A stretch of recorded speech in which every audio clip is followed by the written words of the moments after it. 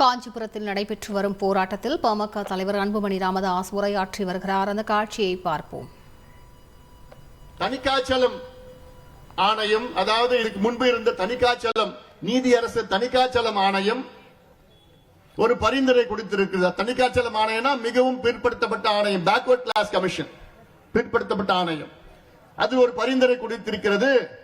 அந்த பரிந்துரையில வன்னியர்களுடைய எண்ணிக்கை மட்டும்தான் இருக்கிறது. வன்னியர்களுடைய சமூக பின்தங்கிய நிலை அந்த பரிந்துரையில இல்ல. அதனால நீங்க என்ன செய்யணும்? தமிழக அரசு வன்னியருடைய மக்கள் தொகை இருக்கிறது, அதை சேர்த்து வன்னியர்களுடைய சமூக பின்தங்கிய நிலை, சோசியல் பேக்வர்ட்னஸ் ரெண்டுத்தையும் சேகரிச்சு நியாயப்படுத்தி நீங்க வன்னியர்களுக்கு எவ்வளவுனா உள்ஒதுக்கீடு கொடுக்கலாம் என்று உச்சநீதிமன்றம் தெளிவாக தீர்ப்பு வழங்கி இருக்கிறது.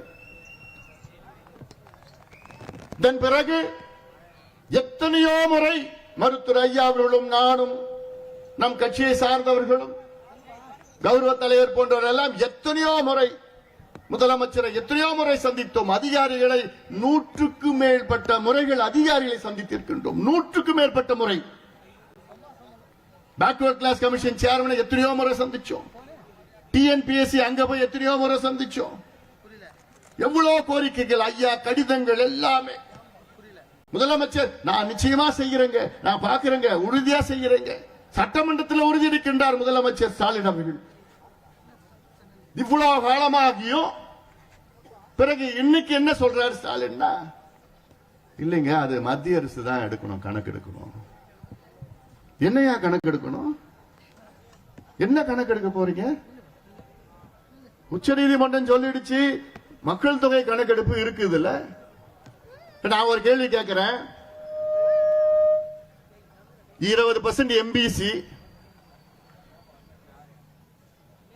அதுல எப்படி கொடுத்தாங்க? ஐயா போராடினாரு. 21 உயிர்களை நாம் இழந்தோம். லட்சக்கணக்கான மக்கள் நம் சொந்தங்கள் சிறைக்கு சென்றார்கள். அதனால்தான் 20 விழுக்காடு வந்தது.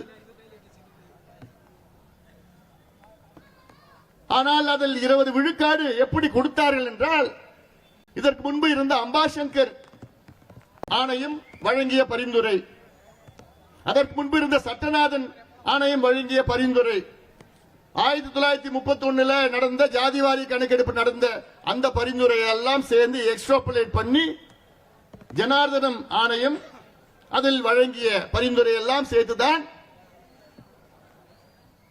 உள்ஒதுக்கீடு கொடுத்தாங்க. 20 விழுக்காடு அதற்கு முன்பு கொடுத்தார்கள். காஞ்சிபுரத்தில் நடைபெற்று வரும் போராட்டத்தில் பாமக தலைவர் அன்புமணி ராமதாஸ் உரையாற்றிய காட்சிகளை பார்த்தோம். செய்திகளை உடனுக்குடன் தெரிந்து கொள்ள உடனே சப்ஸ்கிரைப் பண்ணுங்க.